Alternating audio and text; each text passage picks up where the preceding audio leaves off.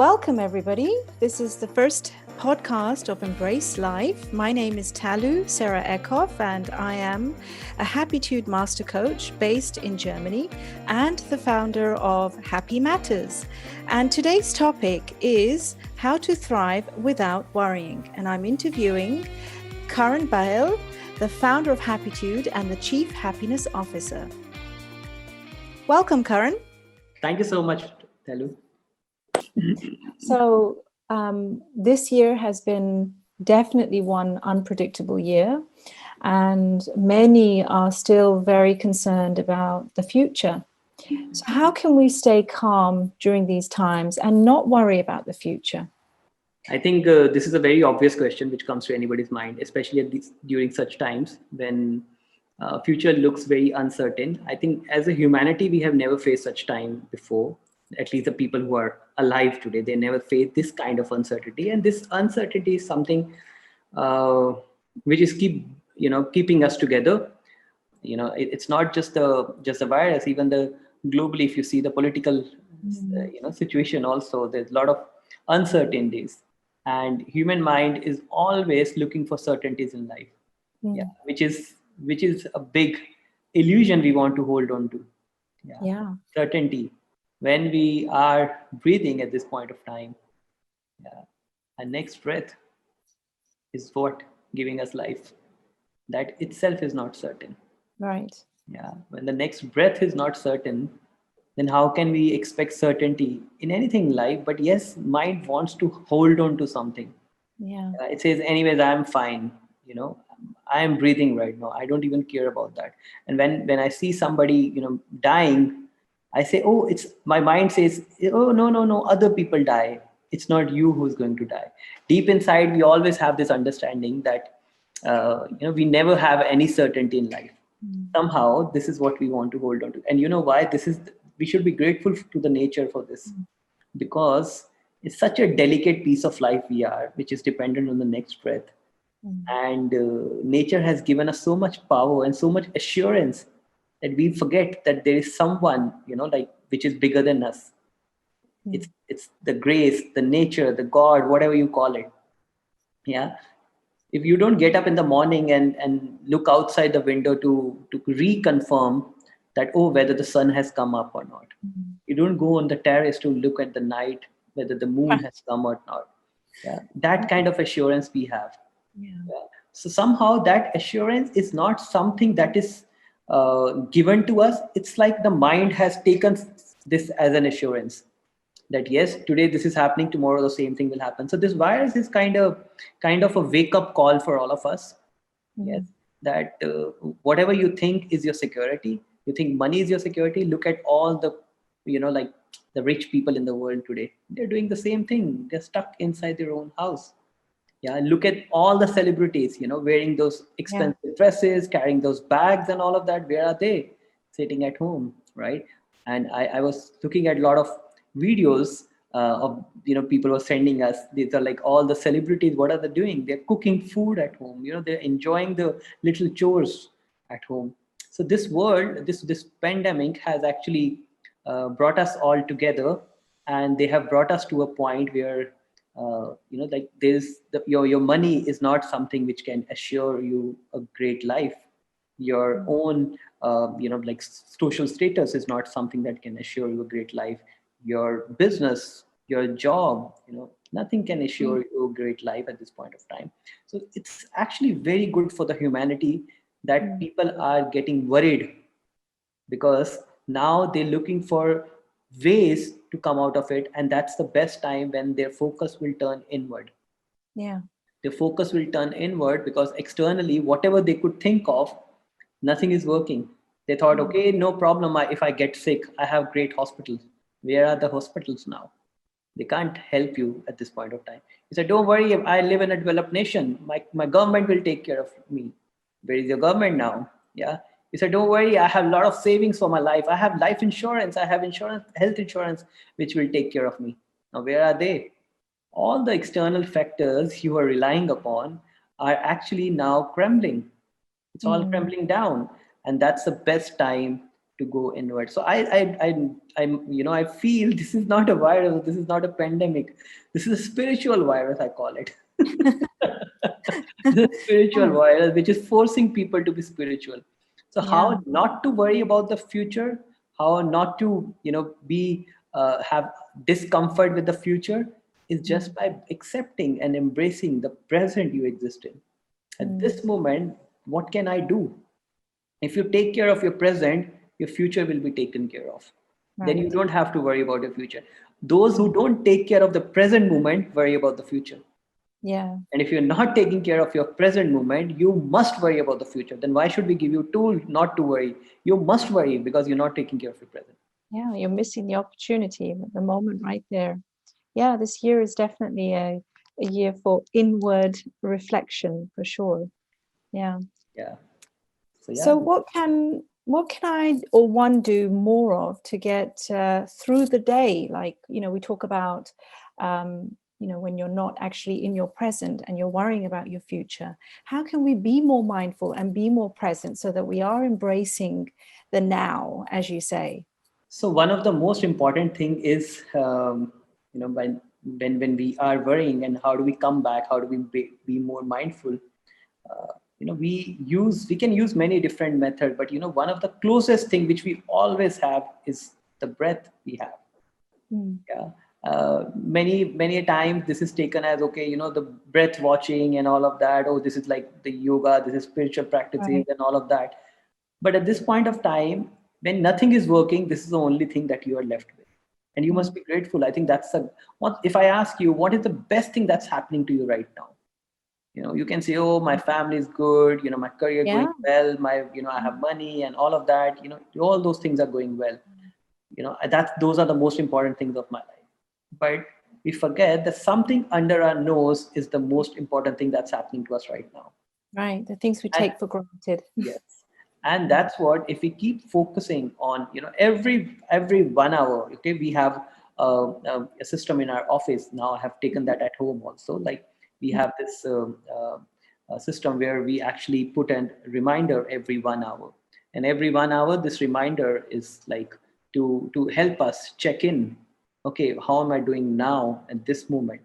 So every hour you can, have a check-in of your own emotional thing, that how am I doing in this particular moment? So, so you can have a reminder on your phone. You can have, an alarm system where every hour you have check-in. Okay, nice. How am I doing now at this moment? Yeah, just focus on your breath. You say, okay, can I embrace this moment? Not something which is wrong in my life, something which is not working, the bad people, the good people, and all of that. No, not embracing them, accepting them. Only this moment. When we focus on our breath, we embrace this moment. Right. So I think that's the easiest thing one can do when they find themselves worrying about the future too much. Yeah, that's a great tool to bring you in this moment and appreciate what you do have, right? So what I wanted to ask was, there are those that, of course, worry so much about the future. And then there are those that are aware of the mistakes they're making, but they still make them. What can they do? What can they do when they know they're seeing those patterns and they're unable to reset or become more present and make different choices for themselves? Yeah. See, once you start seeing your own foolishness, you're on the path of wisdom. Yeah. So that's the first step. If somebody has already started seeing the patterns, their intelligence won't let them sit comfortably. Their intelligence will keep on bothering them to find ways to move out and do something so that they can break out. Because, if we are living our life in a very unconscious way without having much awareness of our own thoughts and our emotion, we feel that life is happening to us. Things are happening to me. It's a victim mindset. Things are happening to me. So when you become aware of your own thoughts and emotion, the first thing that start happening is, you start seeing that how it's not the other people or the situation and the circumstances all the time who are creating these things for you. You yourself putting yourself in those kind of situations. For example, we have somebody in our in our friends group who is like always when she start working somewhere, she every time she sees that okay before, and she makes a mistake and she knows that I've already made a mistake, and her what first thing that she does is she goes and resign from the job on her own before somebody tells her that oh you are not good. She goes and resign from the job because she doesn't want it to happen to her. Nobody should reject me, let me reject the other person. And that same pattern is showing up in the relationships as well. Before she's in a relationship, and she sees that the other person is, before the other person start finding fault with her, she start moving out of the relationship. She start finding reasons of moving out of the relationship. Because the whole idea is before you reject me, let me reject you. Right. This is not something that she can see, because for her it's the other person who's wrong, and sometimes it's the boss, sometimes it's colleagues, sometimes it's it's her friends or the person she is in love with. She feels the other person is always wrong, or maybe then the people get into the fate thing. Okay, my fate is like this, so because they can't see how they are creating their own life. Now, the moment we start seeing our own patterns, it becomes easier for us to see that, oh, it's not other people, it's me who's creating it. And then suddenly the first thing that comes to you when you start realizing this, the first thing that comes to you is responsibility. You become responsible for not just for your action, but also for the outcomes in your life. This is my responsibility. So if you ask me that what is the one thing that they can do to break this cycle, the first thing that they can take is the responsibility. Right now the responsibility is very selective. Good things are happening to me, I say it's because of me. Bad things are happening to me, I say, oh, it's because of that person, this person, or it's because of the person sitting on the top, the big person we call God. So this is a very selective responsibility. People, they only take responsibility for the good things. They don't take responsibility for the things which are not going well in their life. For that, they want to put it on others. So either you take responsibility fully, that, okay, everything that's happening in my life, it's my responsibility, or you don't take responsibility at all. You say, everything that's happening to me, it's God's will. Both are the ways people can live a life. But, you take the midway, you say, good things are because of me, bad things are because of someone else. This is not how life works. Right. So breaking this cycle of selective responsibility is the first thing that people can do. Great. Another topic or area that I'd love to talk about is what does it mean to plant the seed for happiness? So when we talk about, being in this present moment, but knowing that we're nurturing and going to allow for that blossoming to happen in the future. How can you elaborate a little bit more on planting the seed for happiness in the now? Yeah. So in this moment, when I say planting the seed, that that there's a desire which has come, and this is enough. I don't want to live a life like this life of suffering and the pain and all of that. I want to have a life which is with joy and bliss and compassion and love. When you have that desire in your heart, that is a seed you have already planted. Now once you have planted the seed, how does that seed blossom into the next possibility?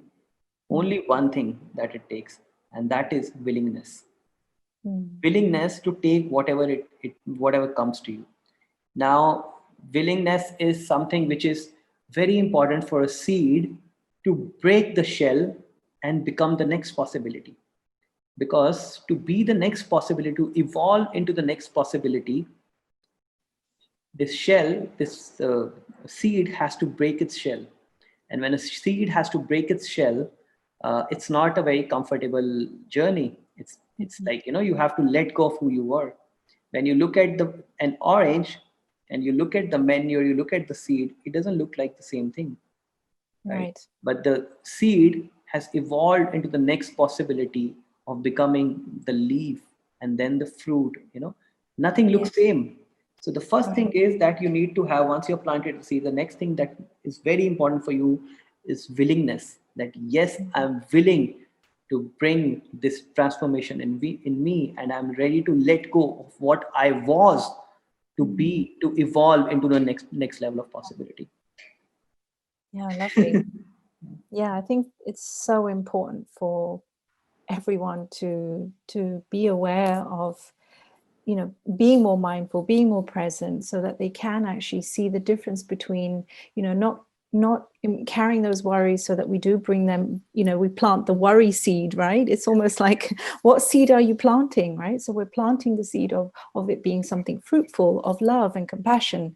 So this is, a lovely topic to talk about. Great. Thank you so much, Karan, for joining me today. And thank you all for listening. And remember to embrace life. Thank you.